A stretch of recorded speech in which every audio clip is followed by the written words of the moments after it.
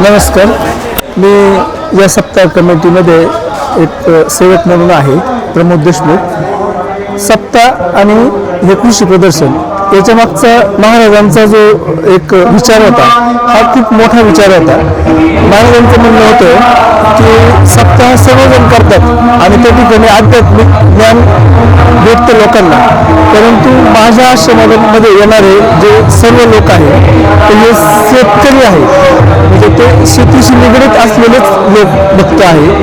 तर माझ्या सप्ताहामध्ये त्या ठिकाणी येणाऱ्या माझ्या या शेतकरी लोकांना अध्यात्माबरोबरच त्या ठिकाणी शेतीचं पण नॉलेज भेटलं पाहिजे आणि माझ्या ह्या भक्तांना शेतीत त्याचा फायदा झाला पाहिजे, त्यांच्या व्यवसायाला मदत झाली पाहिजे.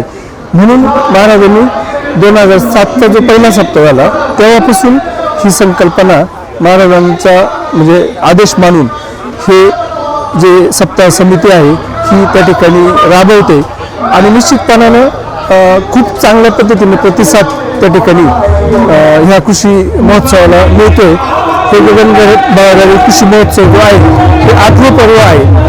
तर निश्चितपणानं या ठिकाणी येणारा शेतकरी असेल त्याला त्याच्या शेतीसाठी मदत होईल.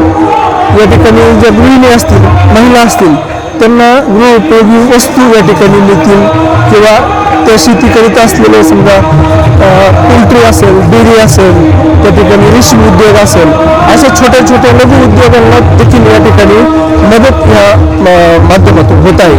त्याचबरोबर जे मुलं आणि मुली आहेत ग्रामीण भागातले, तर ह्या मुलांना आणि मुलींना या ठिकाणी ITI या ठिकाणी स्किल डेव्हलपमेंटचं एक स्टॉल आहे.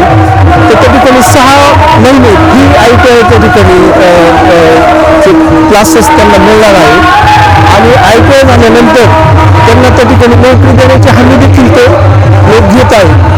तर निश्चितपणानं महाराजांचा जो उद्देश होता तो या कृषी महोत्सवाच्या माध्यमातून निश्चितपणाने सफल झाल्याशिवाय राहणार नाही असं मला या ठिकाणी वाटतं. कारण या ठिकाणी 2 दालनं आहे, जवळपास 167 कंपन्या आहे. त्या ठिकाणी खाद्योपयोगी वस्तू पण त्या ठिकाणी आहे, त्याच्यानंतर फूडचे स्टॉल पण आहे, शेतीत किंवा घरात लागणारी उपकरणं आहे, त्याच्यानंतर शेतीत मजूर मिळत नाही आहे म्हणून AI टेक्नॉलॉजीचा वापर करून या ठिकाणी काही स्टॉल आलेले आहेत. ट्रॅक्टर्स आहे या ठिकाणी. बाहेरच्या बाजूला जर बघितलं आपण एक पेरणी यंत्र आणि त्याच्यासोबतच तणनाशक मारण्याचं एक यंत्र एकत्रच आहे.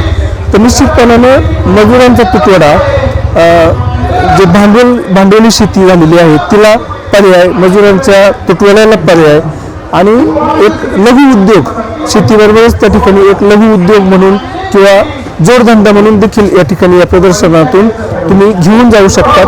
फक्त एक मी आव्हान करीन, या ठिकाणी आजूबाजूचे जे सगळे स्टॉल आहे हे अतिशय बारीक बघा आणि आपल्या कामाचा त्या ठिकाणी कोणता स्टॉल आहे हे त्या ठिकाणी बघणं गरजेचं असेल. मुलांच्या बाबतीत मी सांगेन ITI, त्यानंतर स्किल डेव्हलपमेंट आणि एक प्लेसमेंटचा स्टॉल आहे पलीकडच्या बाजूला, तो तुम्ही जाणीवपूर्वक बघावा, त्या ठिकाणी आपलं रजिस्ट्रेशन करावं. त्याचबरोबर या ठिकाणी AI टेक्नॉलॉजीचे पाणी बघण्याचं यंत्र आहे, जपान टेक्नॉलॉजी आहे. जे आपण नारळ पाणी बघतो किंवा पाना ढंकून पाणी बघतो आणि लाखो रुपयांचं नुकसान होतं, तर 95% ॲक्युरेसी असलेलं हे त्या ठिकाणी डिव्हाइस आहे आणि अगदी माफक दरामध्ये ते पाणी पाहून देतात. GIचं तंत्रज्ञान वापरून त्या ठिकाणी तुमचा स्पॉट फिक्स केला जातो आणि व्यवस्थितपणानं त्या ठिकाणी बोरला तुमचं पाणी लागू शकतं किंवा विहिरीला पाणी लागू शकतं. तर अशी वेगवेगळी टेक्नॉलॉजी या माध्यमातून आहे. मला असं वाटतं की महाराजांचा जो उद्देश होता तो या महोत्सवातून निश्चितपणानं सफल झालेला आहे.